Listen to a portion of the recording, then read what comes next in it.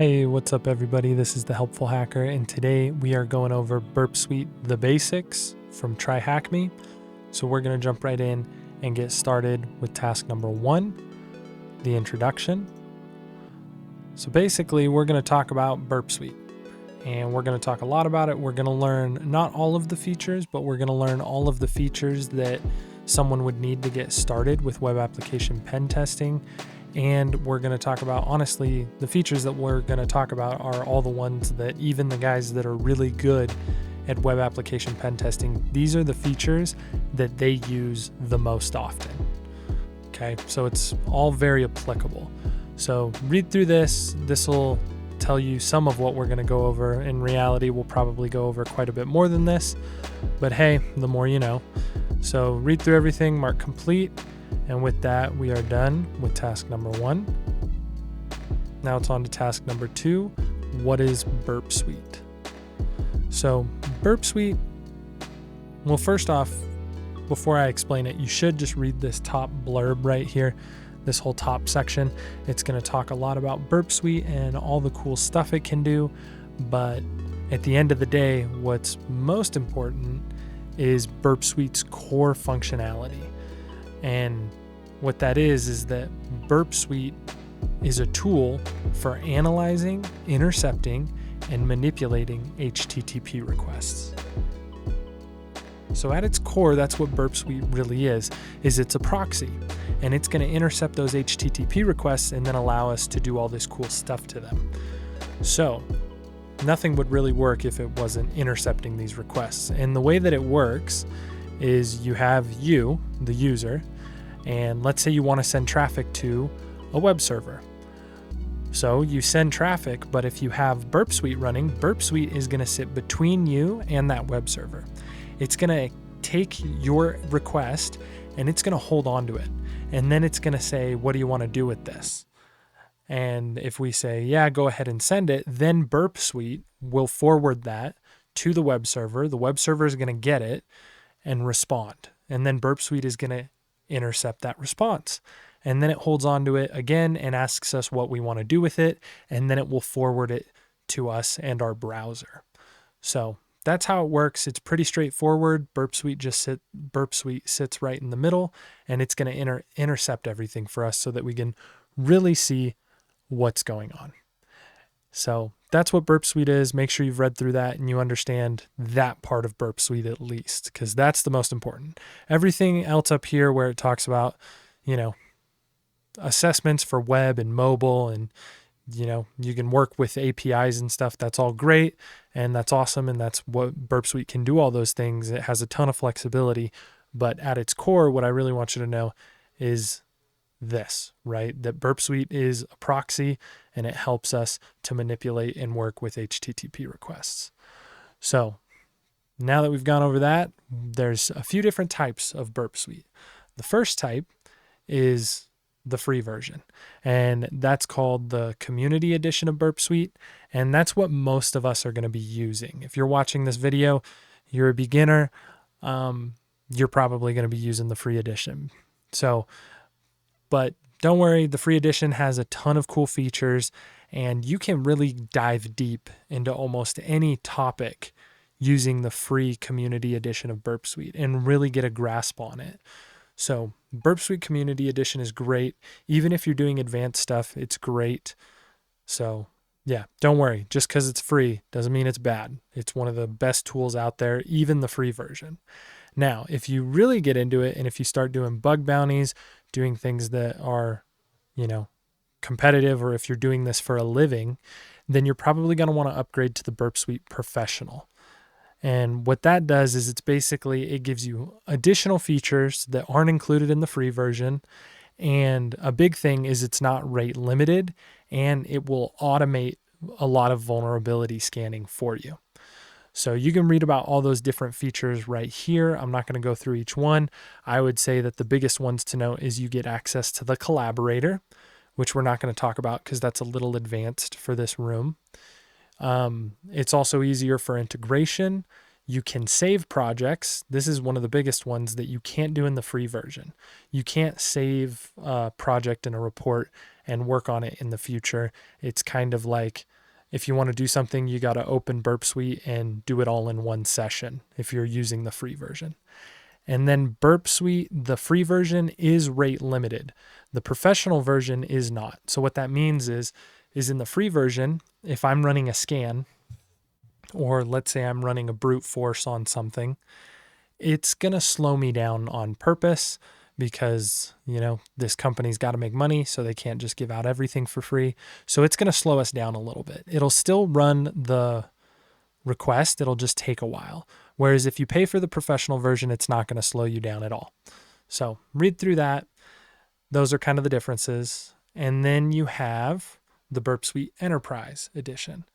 So this, most of us are never going to use this. I've never used it personally. It's for businesses, and it's mainly used to continuously scan their web application environment or just their web application. And it's going to keep scanning it on a regular basis. It's a lot like Nessus. And yeah, this is kind of what a dashboard would look like. You can see, you can take a look at this. It's not really that important because, again, like I said, unless you work for a company that has this, you're probably never going to use it.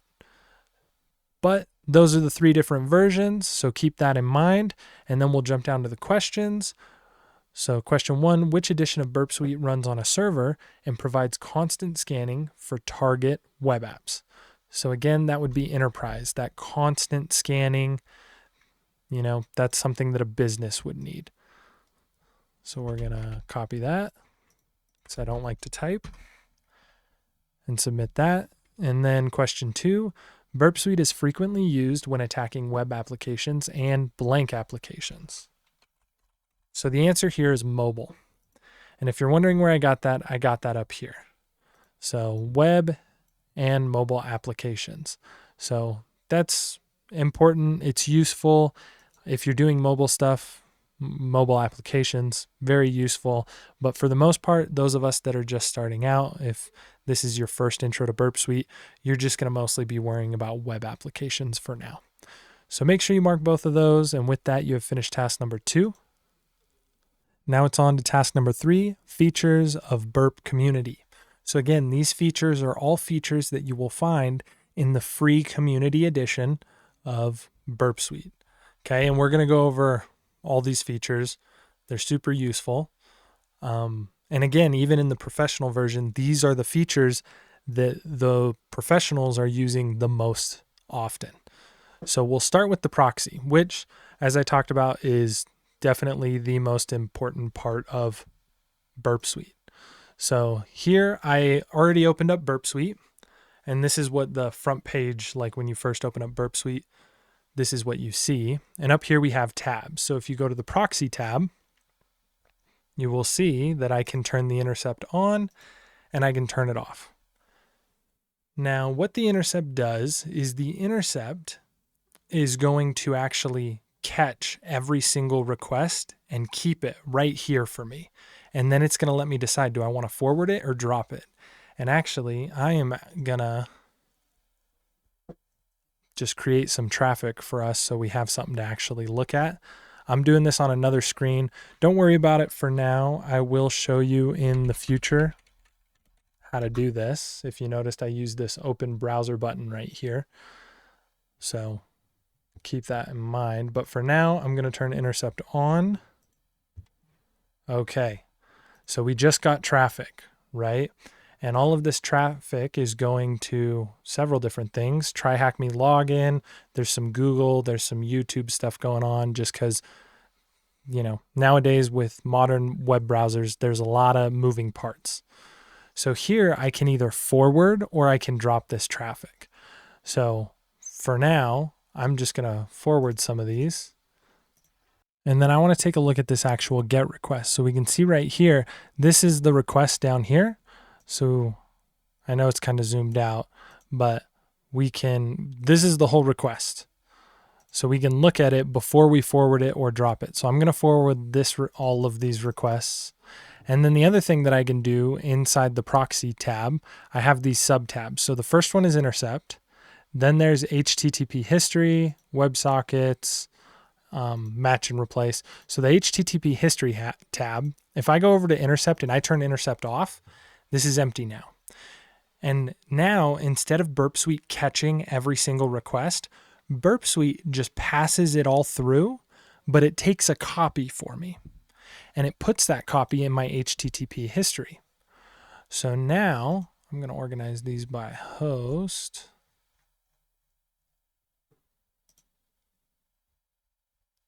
Here we go, TryHackMe.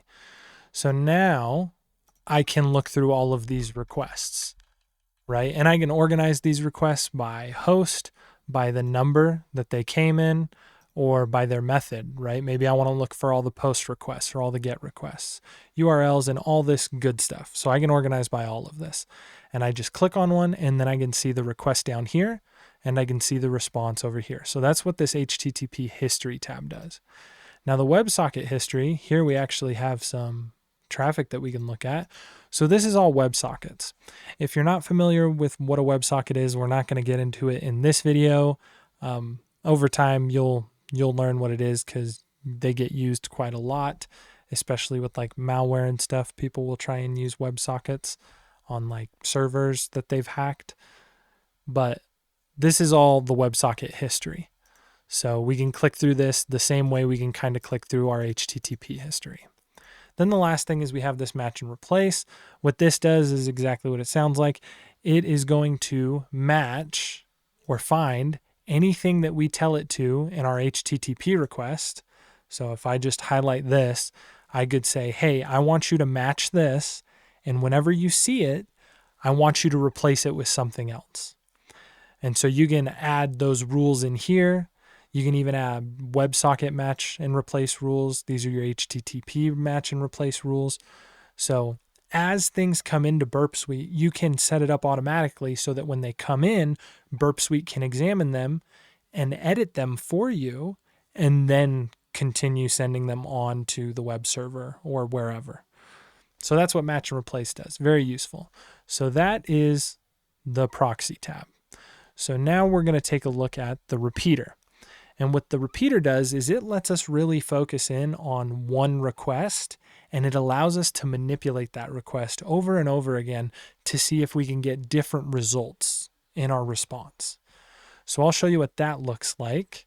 We can jump over back to Burp, and under here we have our tabs. We have our repeater tab, and it tells us exactly how to use it. It says we have to right click and send a repeater.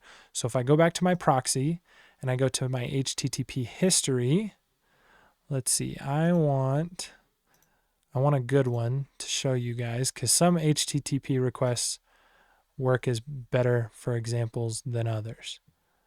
So let me do this one, this get login. So I want to send this to the repeater. I really want to hone in on this one request and work with it.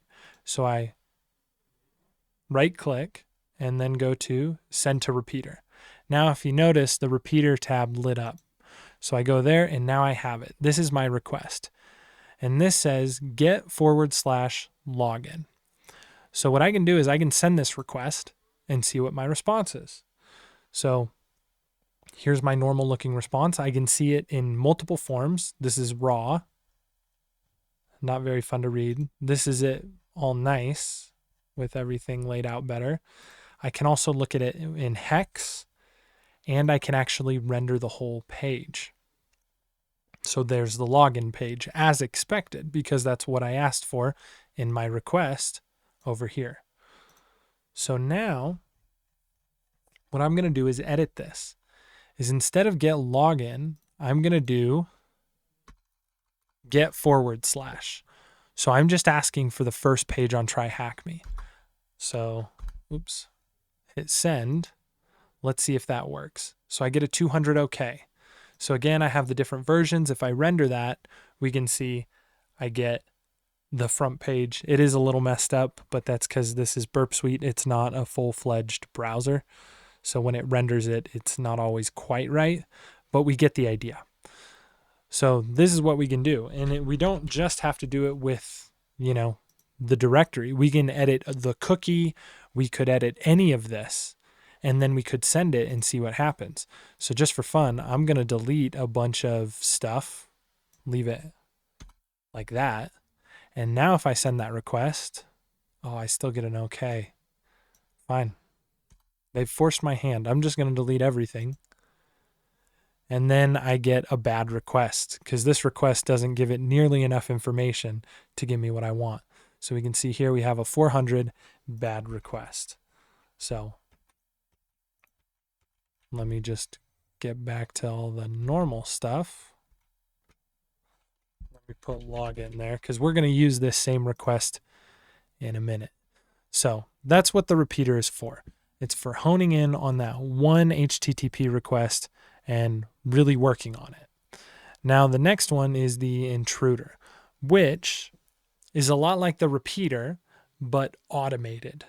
And that's important because we might want to do different things. So I'm just going to show you what that looks like. So first, if I go to the intruder, it's going to tell me the same thing. I have to right click on something and then I can send it to the intruder. So I could send it from the repeater, or I could go all the way back to my proxy history and do the exact same thing. Anywhere that there's a request, you can usually right click on it and send it somewhere else to a different tab. So I'm going to send that to the intruder. It's going to light up for me. Now the intruder, what this is we're actually kind of attacking in a sense. And so we have these different attacks up here that we can pick from. If you're a beginner, you're going to start out using mostly this sniper attack and working with one payload at a time. And so you can read through these, learn about the different types. But for now, we're just going to go over the sniper attack. It's the one you'll use most. And then we have our request. So what I can do is this add button right here. I'm going to highlight the word login and I'm going to hit add. Okay. So what I've done now is I've selected this portion of the HTTP request where it says login. And what I can do is over here, we have payloads. Now, if we go way over here, we have resource pool settings and other little tabs. You're mostly going to be using this payloads tab. So we can create a payload that we will put right here. So for example, let's say I want to find different directories that may exist on tryhackme.com.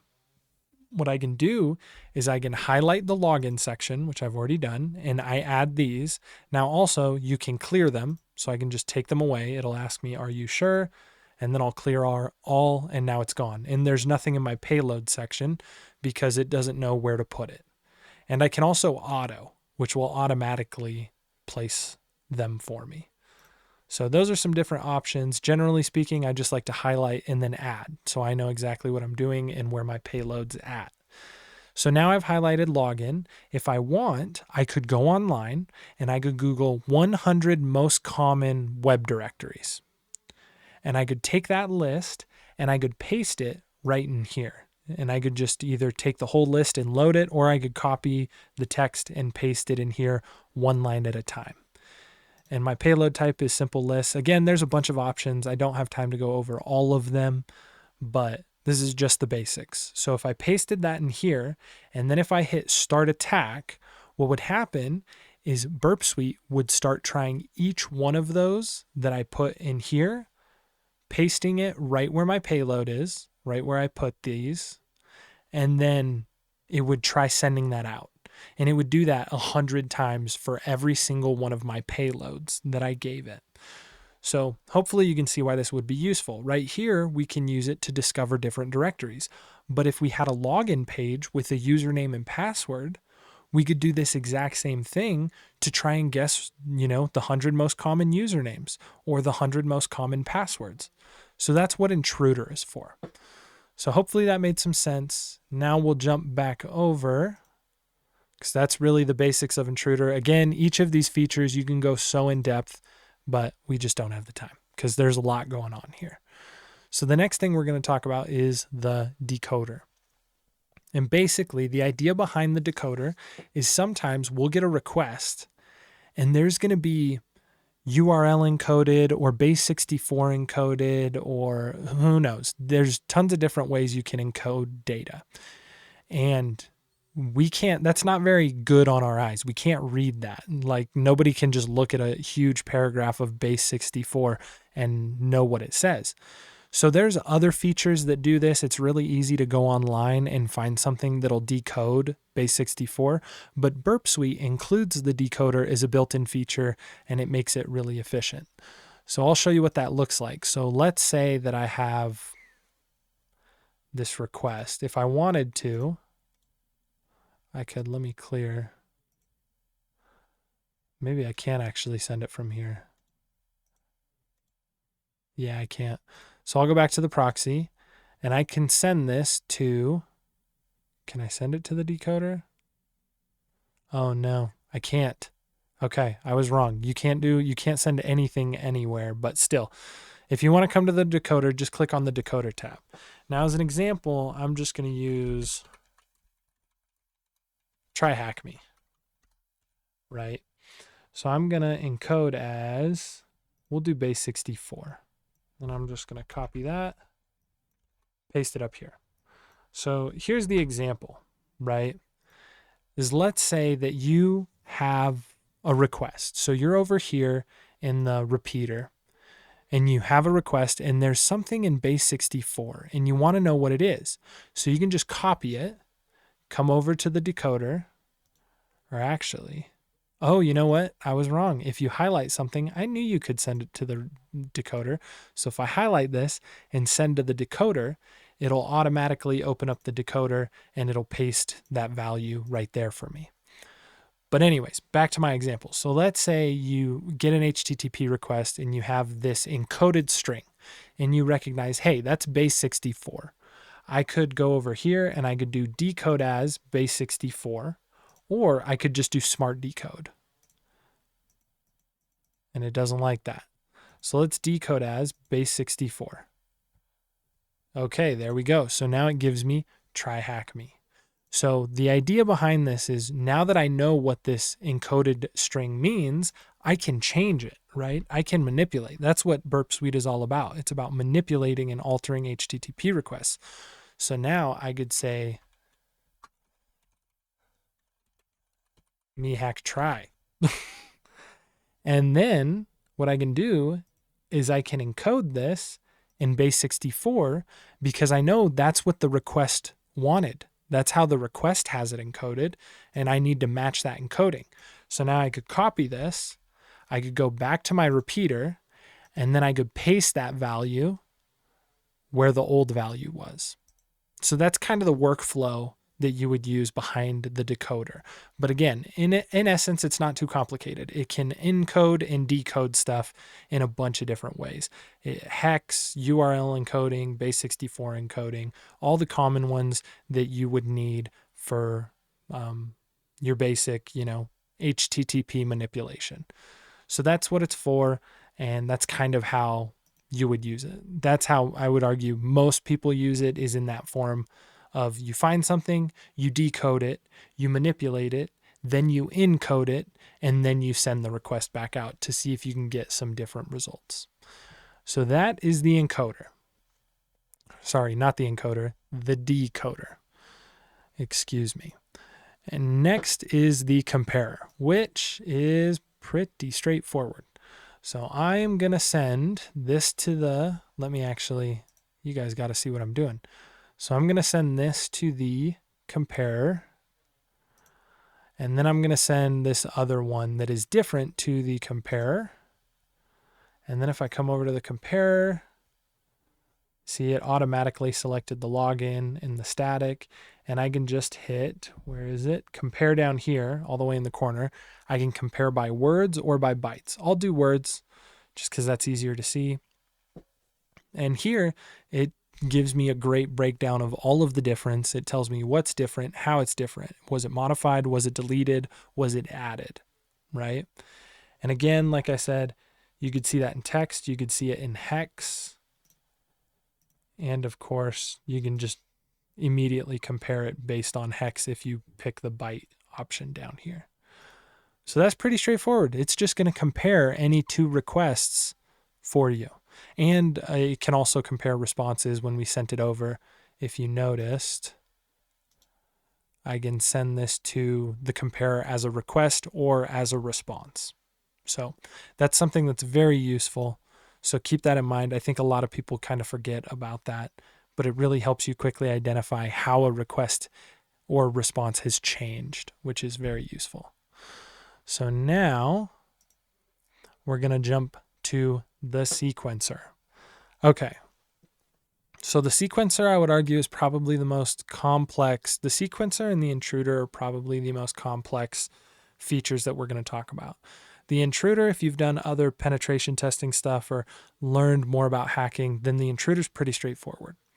Now the sequencer, what the sequencer does is this is going to determine the randomness of tokens and cookies and other things, because it's not secure for a web application to be reusing the same things or not be random, because if it's not random, we can guess what's going to happen. And if you can guess what's going to happen, you can usually take advantage of it. So what the sequencer does is it helps us determine how random something actually is. And so I'm just going to kind of show you this in action. So we'll jump back over here. And now I'm going to take this login request and I'm going to send it to the sequencer. So here's the sequencer up here. Okay. So I can see right here, it kind of automatically does this for me. So if I want to, I can do a custom location and I can tell it what I want it to check. But in this case, what it's going to do for me automatically is it is going to select this cookie, this THM-AID, and it equals this string, right? So can I just look at it? No, I guess if I go to custom, I can see it. So here's this string. So this is the string, and this string, again, I don't know what THM-AID is for. It's a cookie that TryHackMe sent me, and it should be random, right? So, or at least you would hope so, if it's something important like a session ID. Again, I don't know what this cookie is. This is just an example. But what the sequencer can do is it can tell me how random is that string, how random is that cookie. And the way that it does it is it selects that. Now it did it for me automatically. And now if I hit start live capture, it's going to send hundreds of requests, the exact same request over and over and over again. And every time it sends a request, it's going to take a look at that cookie and it's going to say, hey, how random is this? And so I'll just kind of show you. We can see live capture, 22 tokens. It sent 800, 900 requests or whatever. So it's going to keep going. We don't need it to do that. It doesn't have enough to analyze. I want it to show you what the analyzing looks like. So maybe I'll try. Okay, so I couldn't find a good one with a cookie, so I just grabbed a random one. I did a custom location and I selected a bunch of stuff that just like doesn't matter. So now I can analyze now, and now you can kind of see what the analyze looks like. So we have this overall result, effective entropy, gives you a little blurb. It gives you this graph. Again, there's not enough in here. There's not enough data, and this is just kind of garbage that I put in here. I just wanted you to see what the results kind of look like. And then it gives you the reliability and the sample size and the token length. So, and there's character level analysis, bit level, and all sorts of cool stuff in here. But that's what it does. Again, I wish I had a better example, but I don't want to spend forever trying to find the right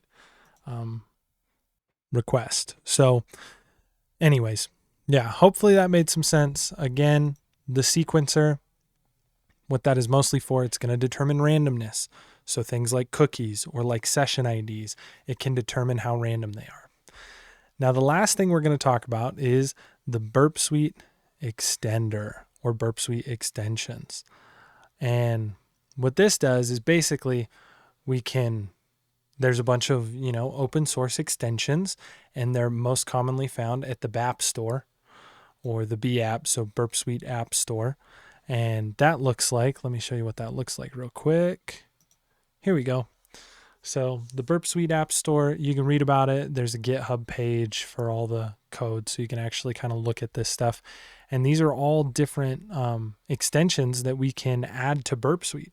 And they all do some pretty cool different things. So this one's cool. It's going to integrate a Yara scanner into Burp Suite.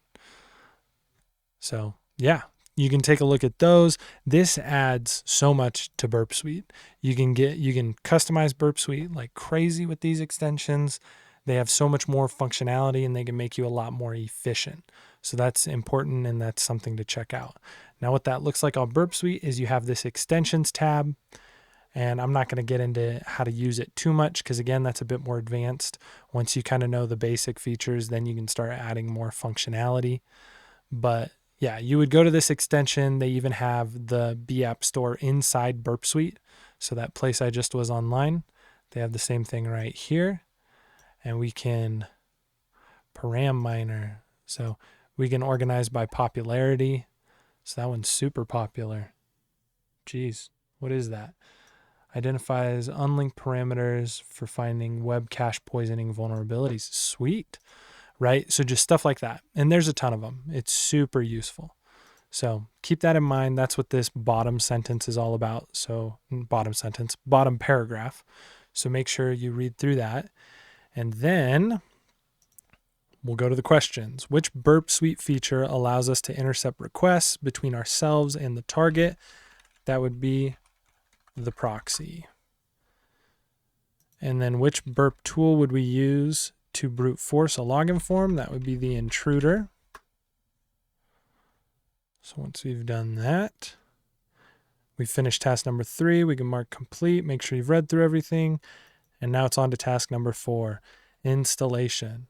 Okay, so if you go to this website, so this portswigger.net/burp/releases, then it'll take you here.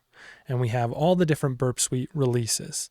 And I am actually on the newest stable release as I'm filming this. So it is Thursday, 13th of February, 2025, which is why some of the stuff in TryHackMe as we get further along is going to be a bit outdated. And that's why, because Burp Suite, again, because we have that paid version and this company makes good money, they're able to update this professional and community edition, and we kind of get to reap the rewards of that. So if you do have the money, you should go professional because it helps all of us that use it for free. Someday if I'm rich, I want professional Burp Suite because it's pretty cool. But yeah, you can just come here and you can select professional, community, enterprise. There's drivers for it, all sorts of different stuff. Go through. These are the different versions that they've released, and you just download them. And you can download it for Linux, and you can download it for Windows. So pretty straightforward. How do you actually install it? So if you download it for Windows, it's super easy. You just execute it, and then it'll bring you up like an install wizard that'll just walk you through everything. Really straightforward. Now on Linux, it's not bad. You literally just execute the script from a terminal or whatever. So you're just going to download it. You're going to run it, and same thing. It'll be installed usually automatically in your home directory under Burp Suite Community /Burp Suite Community. And so this isn't a folder. This is the program that you would actually run. So in this symbol just means it's going to be in your home directory. So for most people, that's going to just look like their username. So, or it's going to be home /username. Then it'll say Burp Suite Community / and then you'll see the file in there. So, but basically when you run this on Linux, if you don't use sudo, then you have to travel to this folder anytime you want to execute. Whereas if you do use sudo, then it's in your path, it's added to your path, and you can run it from anywhere. If you know what that means, great. You know what I'm talking about. If you don't know what that means, don't worry about it. You'll learn more about it in the future. And for now, just follow the basic instructions. Whether or not you use sudo, it won't really matter. Just remember, if you don't use sudo while installing Burp Suite in Linux, you will have to go to the Burp Suite community folder to run it. That's all. So, but again, installation's pretty straightforward, just like anything else. And you can always check out the latest release at this website. So with that, make sure you've read everything, mark complete. Also, if you're wondering, it is automatically downloaded in the attack box. So if you're using the attack box, then you shouldn't have to worry about it. So with that, we are now on to task number 5, the dashboard. And remember how literally 10 seconds ago, I told you, hey, some of this stuff is outdated. Well, as you can see, this is the dashboard that they have for us with all these 4 things. And I just downloaded the most recent version of Burp Suite, and this is what my dashboard looks like now that I've ran some traffic through it. If it was, the only difference is this would be empty and this would be empty. But still, the layout's totally different in the new version, so keep that in mind. But in the old version, they had these 3 different things. You're going to need to know what they are because you have to answer a question down here. So you can read through that, but what would do you the most good is take a look at the new version, because that's what you'll most likely be using if you're using it on your own machine. And yeah, you can just check it out. So instead of having that big task thing, they have a more skinny one right here. They tell you kind of what's going on. You can add a new live task. They also try to sell you Pro, so you can get rid of that. You can configure your tasks. You can view that here.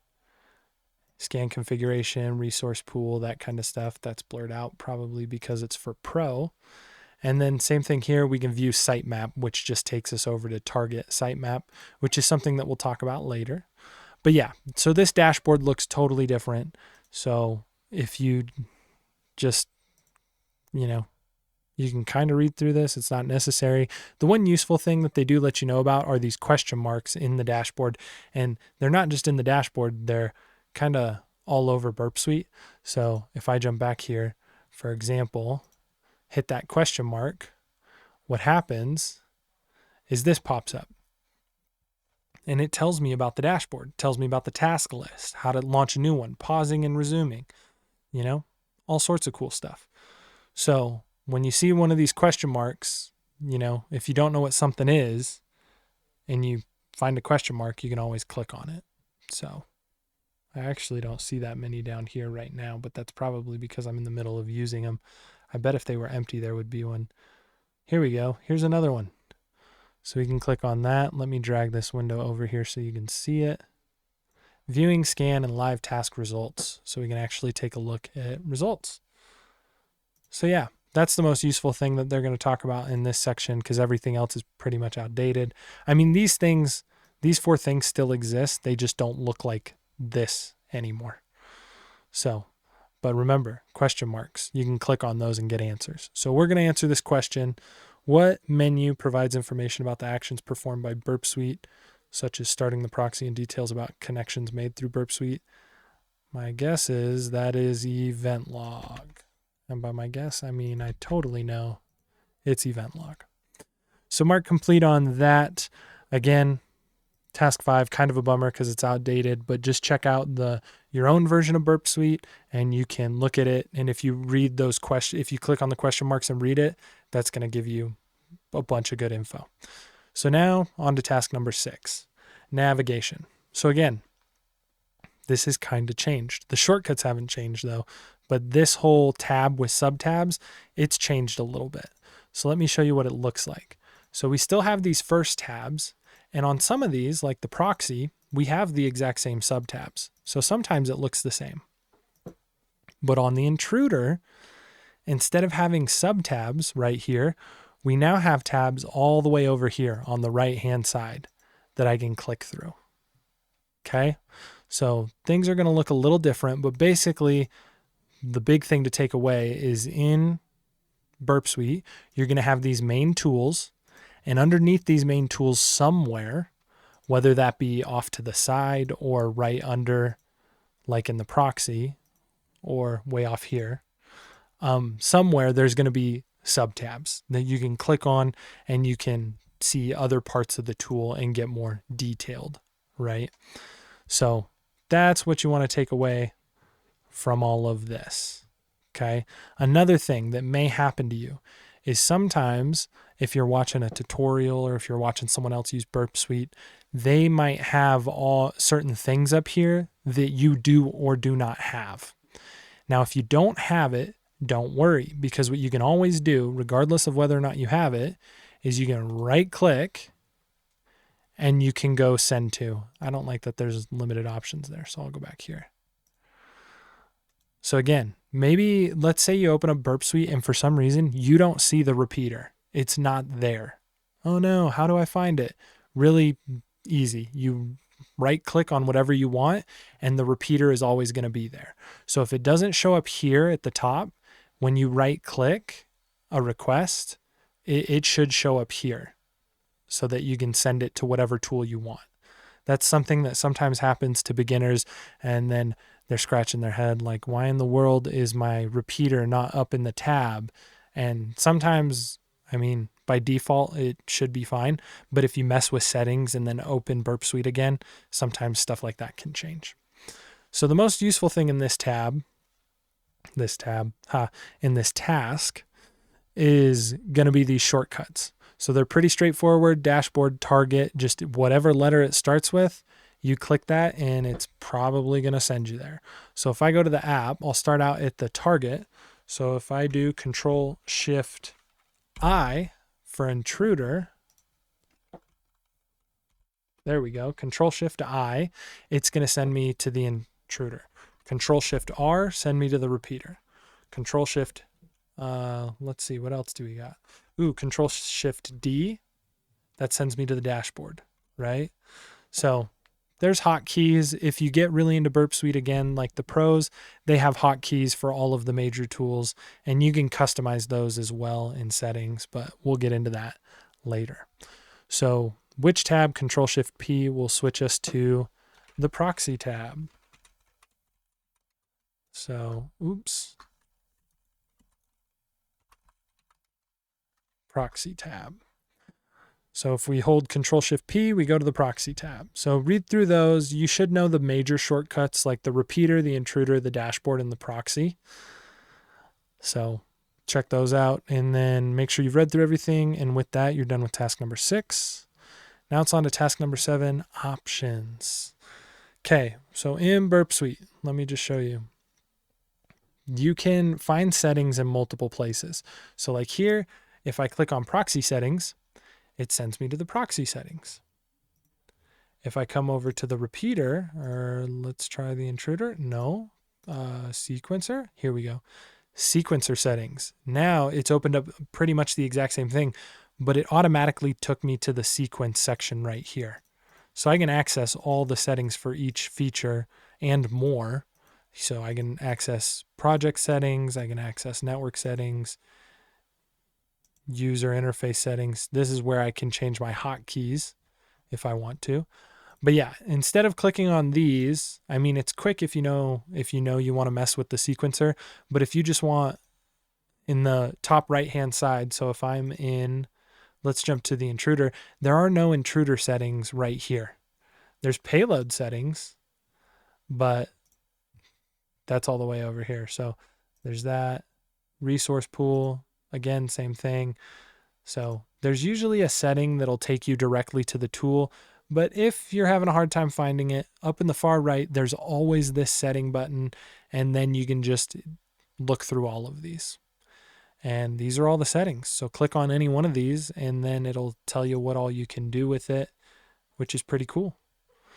So yeah, we'll jump back to TryHackMe. So they have that example right here. You can check out the settings. It'll show you everything.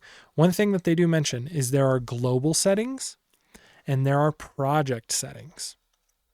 So if we look right here, so here are user settings, and user is global. So if I change a user setting, that means anytime that I open up Burp Suite, that setting is going to apply. Now, if I go to project settings, then it's only going to show me settings that are going to affect this project. So let me show you what that looks like right here. So this is all the settings. We can go to user settings, and it'll give us just the user settings that we can look at, or we can go to project settings, and it'll give us all of the settings for this specific project. Now, again, if you're using Burp Suite Community, you can't save a project and come back to it later, which is kind of the worst part. But it's okay, because it does all this other crazy cool stuff for us, and it's free. So that's the difference between global and project settings. So keep that in mind. And then you can take a look at their example. Again, you have other cool stuff. You have a search, so you can look up specific settings in this search bar right here. You can filter the results, again, using that user and project. And then there's categories. So you can select, like I showed you earlier, you can just look at the scope, the collaborator, the task, or whatever it might be. And again, there's often a settings button that'll take you directly to the settings of that specific tool. So lots of ways to get into settings. Yeah, and that's what they mentioned right here. So you can get into specific settings. So let's answer some of their questions. So in which category can you find a reference to a cookie jar? So let's look. I'm going to look at my version of Burp Suite, and I'm just going to open all the settings. So if I open all the settings, I want to expand these so I can actually see what's going on. We have, where would cookies be? Sessions. I bet you that's where cookies are. Yep, sessions. Okay, so that's the answer for the first one. And then in which category can you find the updates subcategory? So if I go back here, scroll down, I could just do, so if I wanted to, I could search updates, and it's under suite. But again, these settings aren't usually that big, so you can usually just find them. But that was suite. And then what is the name of the subcategory which allows you to change key binding? I actually know this one off the top of my head. That's hotkeys, right? Because we saw that earlier.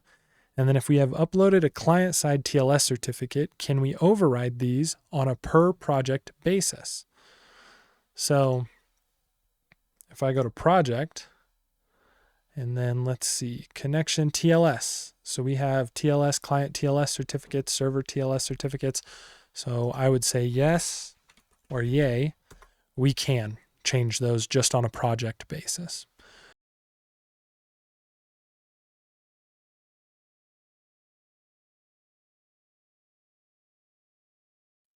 So task number 8, we're talking about Burp Suite Proxy, or the Burp Suite Proxy, which again, the most important part of Burp Suite. So, it's nice because we kind of already went over this. So you can read through all this. Most of this I already showed you. Just to reiterate it again, up here, intercept on, off, you can forward, you can drop, you can check out your HTTP history. There's WebSocket history. There's match and replace, which does exactly what it sounds like it does, which is going to match something that you tell it to and then replace it. And again, for the like 7th time, because if there's one thing you take away from this video, it should be that Burp Suite is a proxy and it's going to intercept stuff so you can mess with it. Now, one thing that they say here, and I honestly, I don't know if this is true. I've never experienced this. So the intercept response based on following rules checkbox along with defined rules allows for more flexible response interception. So, oh, wait a minute. Nope, I'm thinking of something totally different. Ignore everything I just said. So yeah, read through all this. There are some different settings that you can, set, and you can determine basically how the proxy works. So yeah. So make sure you read through all that. But again, we already went over most of those features earlier. And with that, we are done with task number 8. Now it's on to task number 9, connecting through the Foxy proxy. So here you're going to want to start your machine. You're also going to want to start your attack box. So if you have those started, we can read through this. Basically, Foxy Proxy is something, it's an extension that you can install and add to your browser, and it works with Burp Suite. Okay. So you can read through this and learn how to configure and install. It's really easy. You just download it. It shows up just like any other extension. You can download it here. I actually don't know. Let's check. Is that still current? No, it's not current. Okay, so I don't actually know if Foxy Proxy is still up. Let me check real quick. Okay, so I found this. It looks like it's still up. I don't know how well it's still supported, but again, it's got good ratings. It's Foxy Proxy. This is for, the Chrome web store. I don't know about Firefox because I'm in the Brave browser. But anyways, so it might not look exactly like this, and you might not be able to use this link, but you should be able to just Google Foxy Proxy, find a good version that's actually been vetted and is legitimate. You should be able to tell pretty easily. And then you can install it. You can open it up. You can add Burp Suite. This is the information that Burp Suite defaults to. So you can literally just fill this out and save it. And then what happens is I'll show you. If you've done that, then when you're inside your browser, now this is using Firefox. So if this loads, I can show you what it actually looks like when you have Foxy Proxy. So it just shows up right here.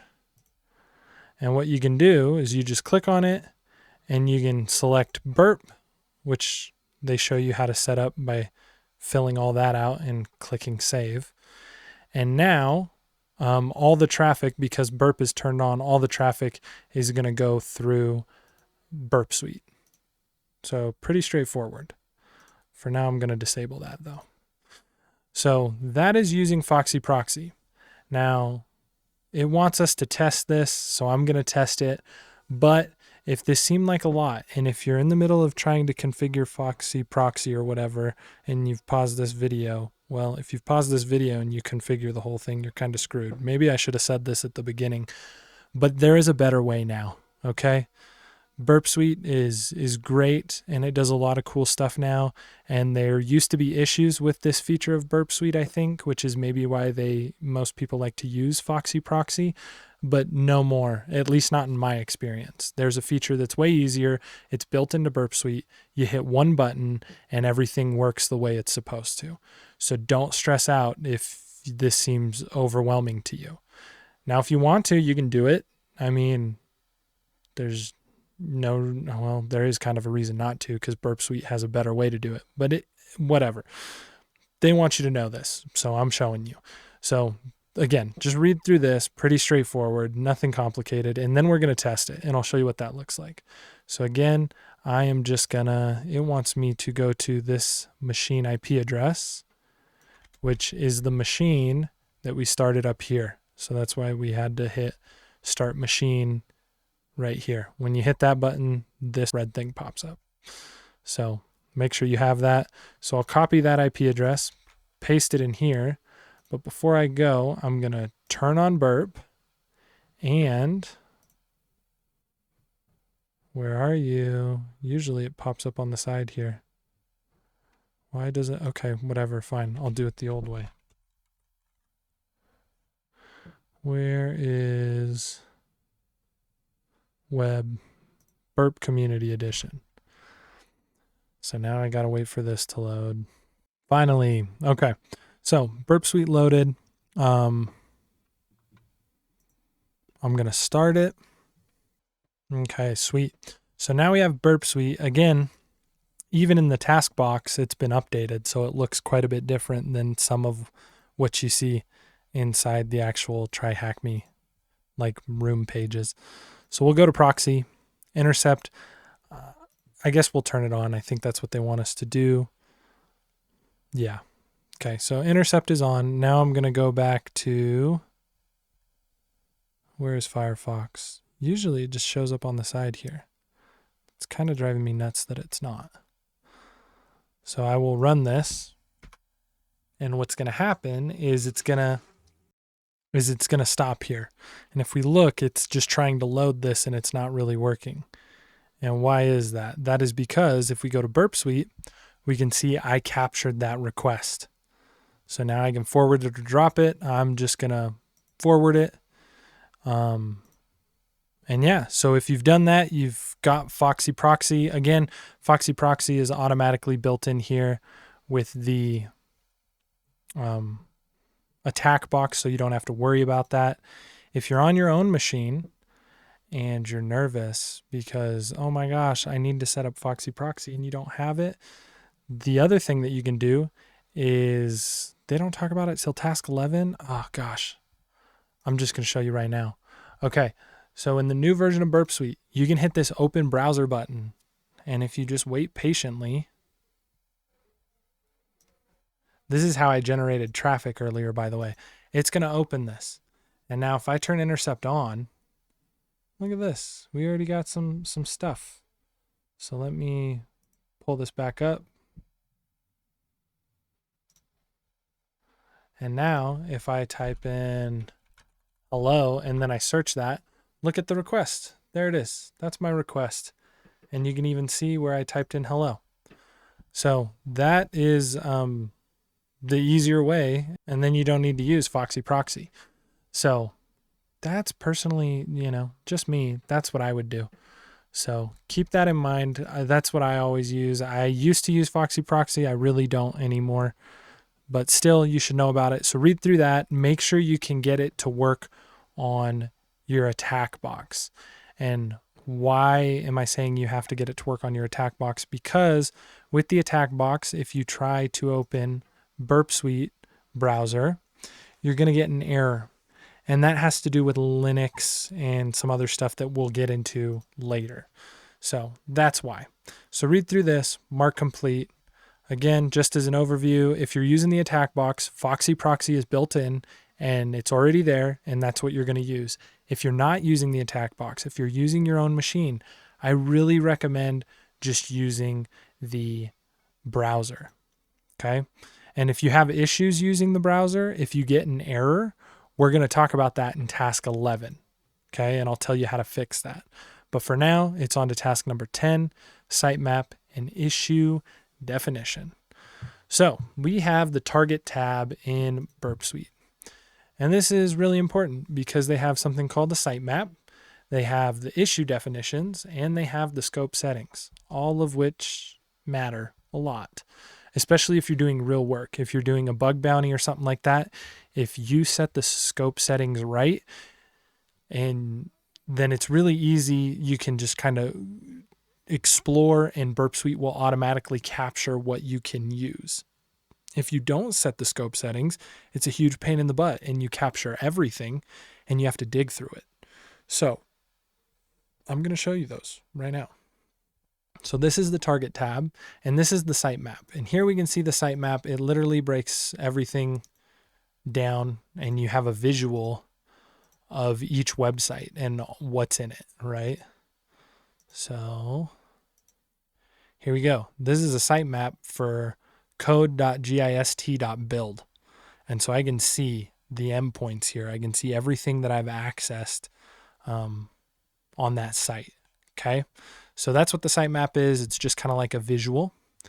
Then we have the issue definitions. This is really useful because what it is, this has a definition for all of the issues that Burp Suite can detect automatically for us with their scanner.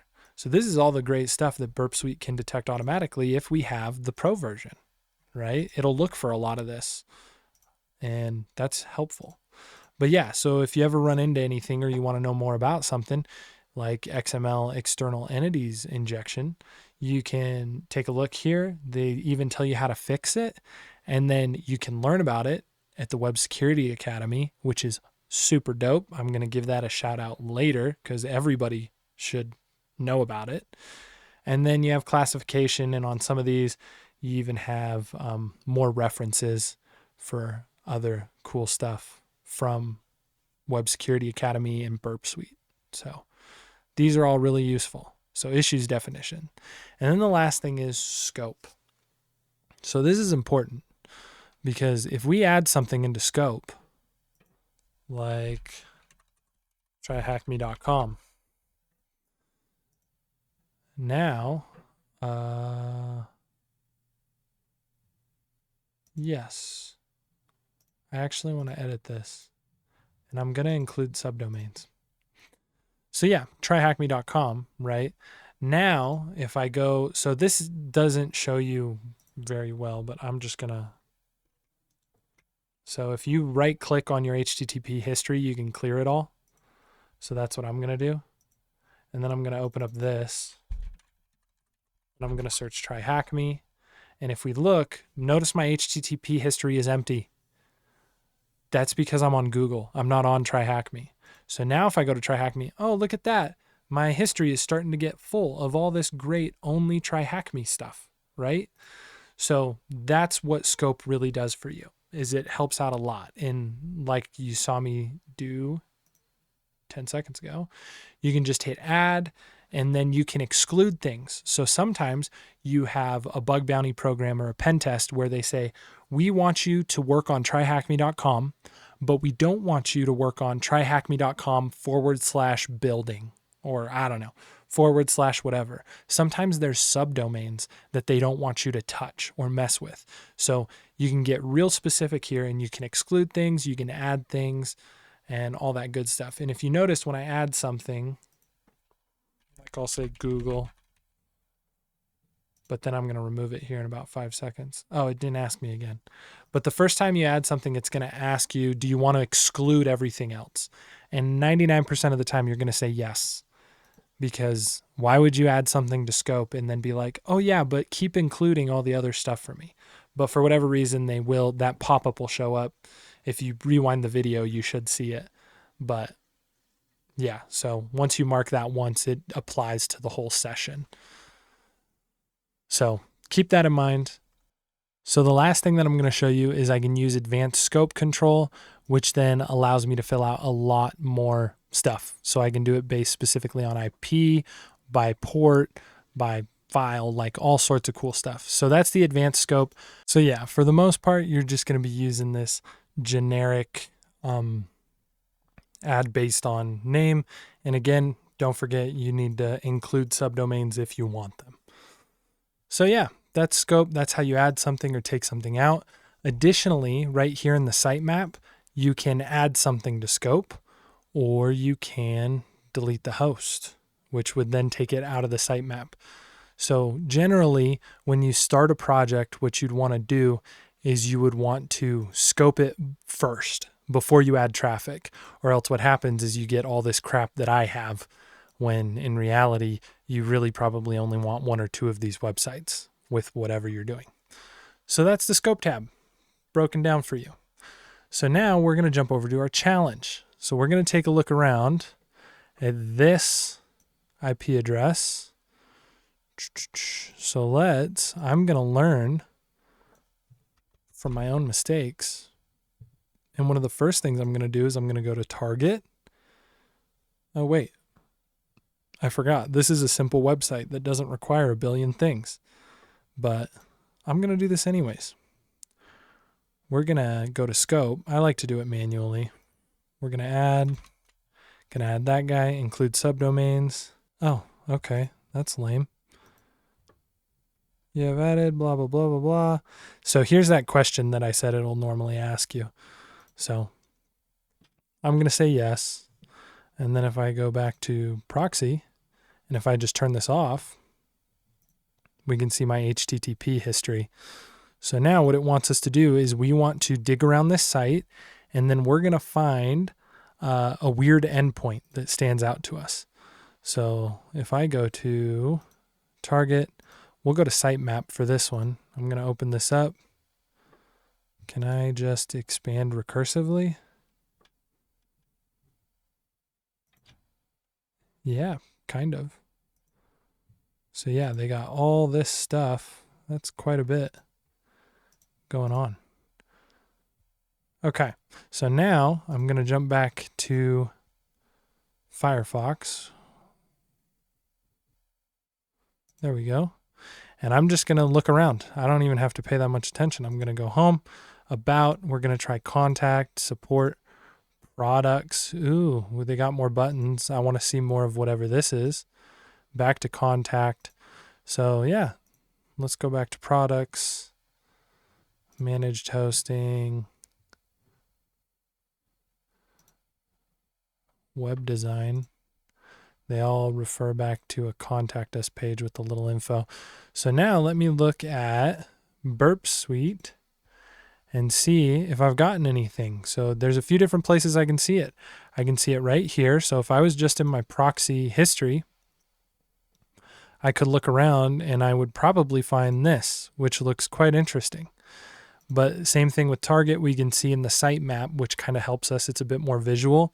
So we can see the structure, how everything should look, and then we see this thing that just sticks out and looks weird.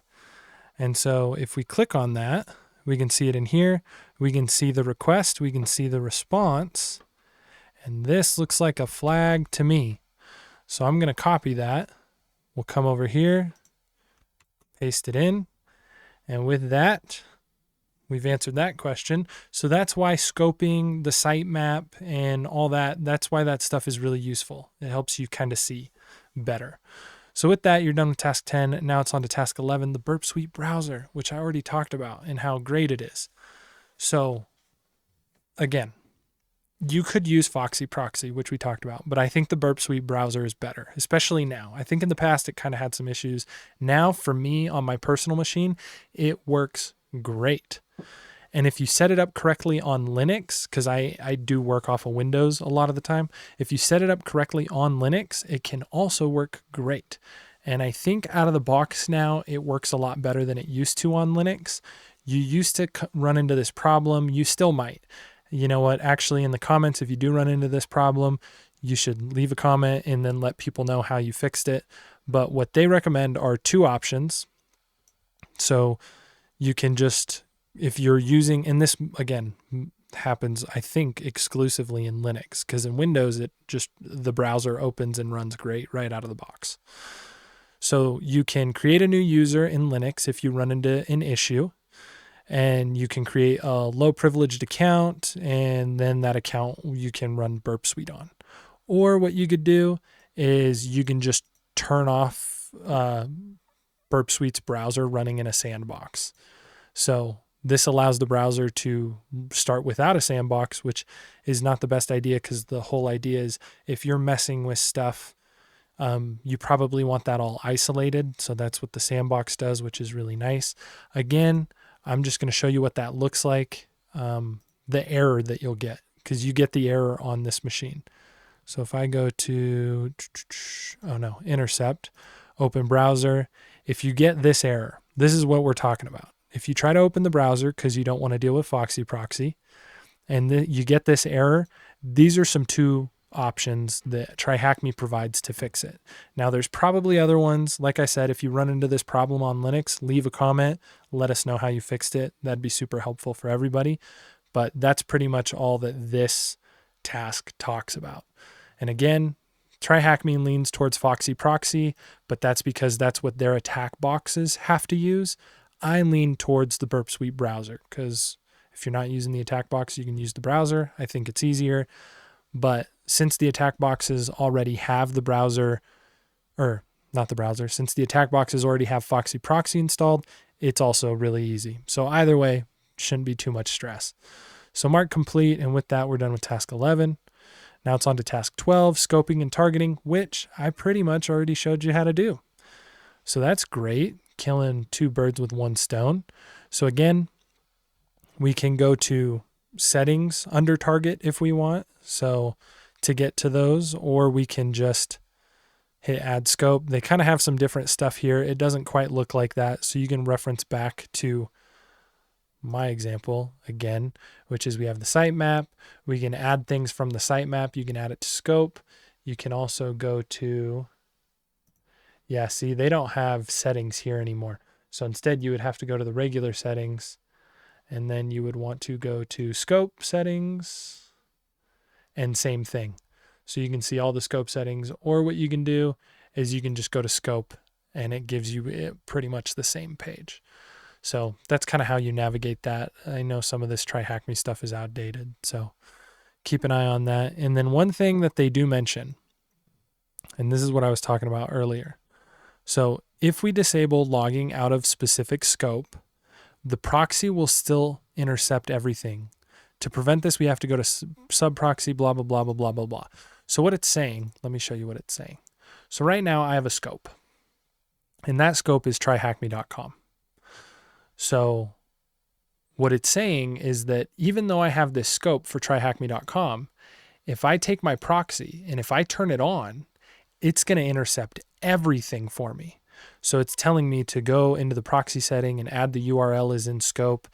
But I'm going to tell you right now, in my experience, let me just show you what I've experienced, especially with the new updates. If I Google TryHackMe,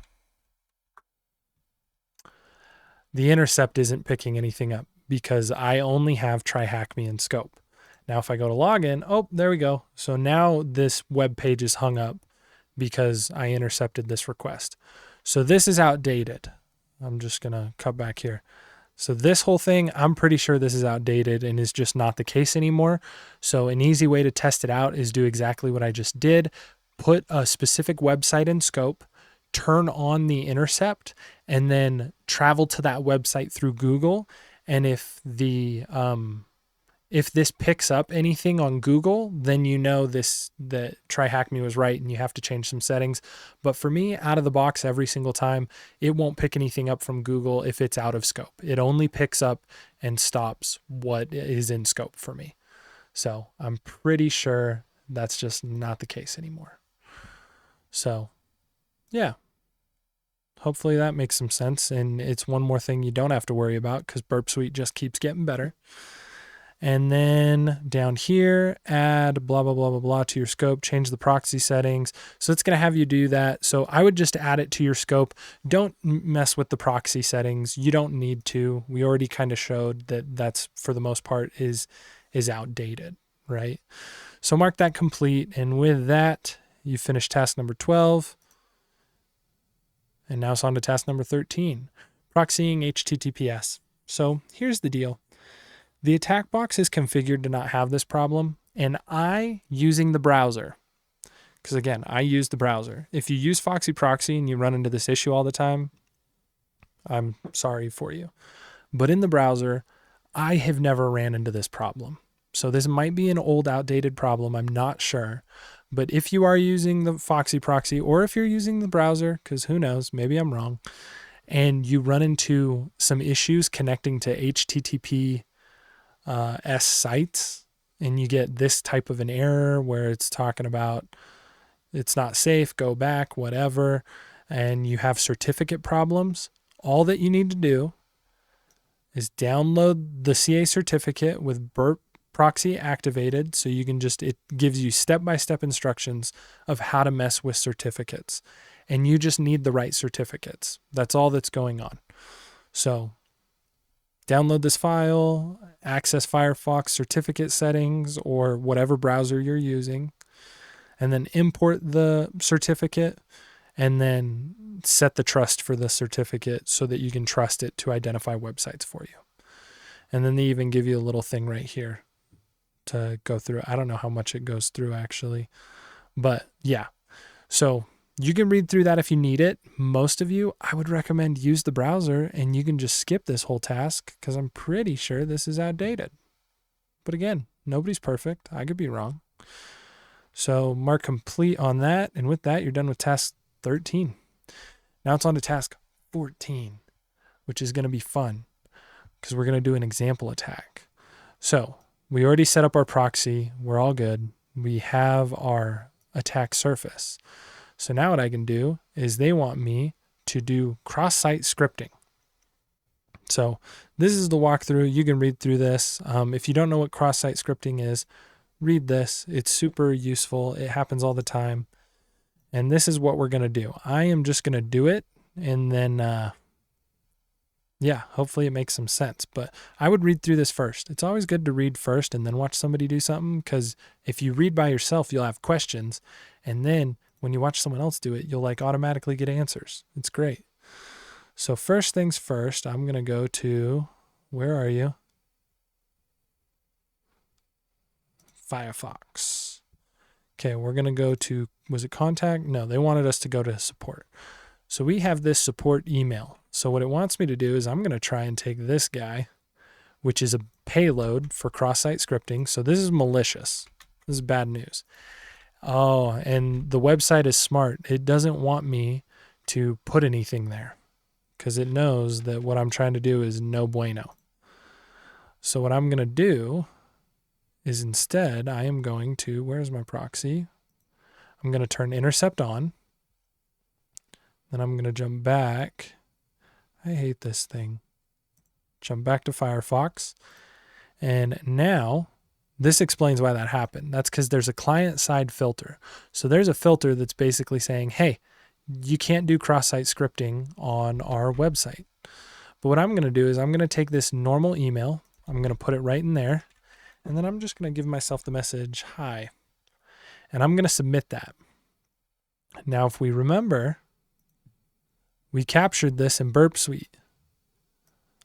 So what I can do is I can see this right here. And here I have my email, and it's this pen tester at example, blah, blah, blah, blah, blah. And then the content of my message says hi. So what I can do is, because Burp Suite is this proxy for me, this is an easy way to get around that filter. So now what I can do is I can take this script alert script and I can paste it in instead of the email, and it'll work. Because before it was stopping me on the website, but now I've kind of circumnavigated the website. I'm not putting it directly into the website. I'm putting it in Burp Suite, which is then going to send that request directly to the server. So another thing that you should notice is if we look, it's pentester %4, 0, so 40, example.thm. So why is there a %40 there? That's because special characters here are being URL encoded. Now, if you don't recognize that, it's the kind of thing that as you spend more time doing this, you'll get better at recognizing. It's not too complicated. You can learn a little bit about it. But URL encoding is pretty straightforward. And Burp Suite is awesome because I can select something and I can automatically URL encode it just by going to convert selection, URL encode, key characters. So that changed. Okay. So you can see there's a slight change there. So now it's encoded. And why did I have to encode it? I had to encode it because when we first looked at this email section, I saw that the @ symbol was URL encoded. So I have to encode key characters, which is what I just did.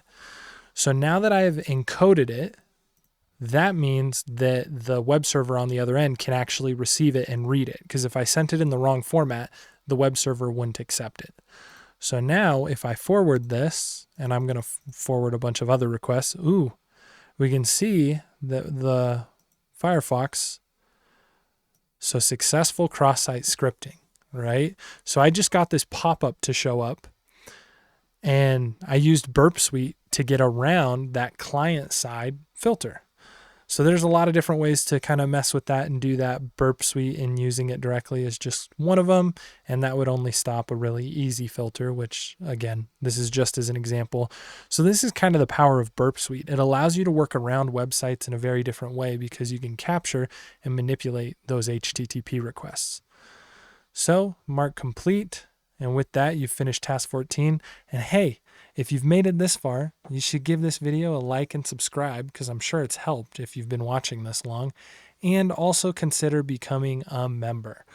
So I don't give anything special to my members because I firmly believe all of this educational information should be accessible for free. So you don't get anything. You do get priority replies to any of your comments. I try to make sure that I reply to my members real quickly because my members, they're going out of their way and they're helping me so that I can keep making videos and hopefully keep making those videos better. So if you like this video, if you like my content, please consider joining. And with that, we're done with task 14 and task 15, just the conclusion.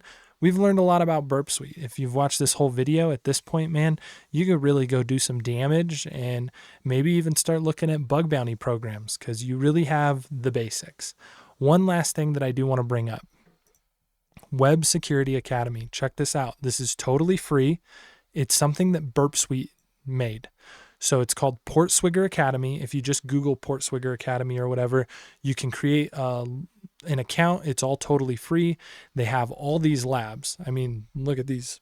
And these are great labs. And they all use Burp Suite. So a bunch of free labs. They have all sorts of content. They teach you everything that you need to know. It's really, really awesome. And I mean, they just got pages and pages of valuable information. And that's all free. So if you want to get into bug bounty, anything like that, web application, I recommend checking them out. Burp Suite is just a phenomenal resource.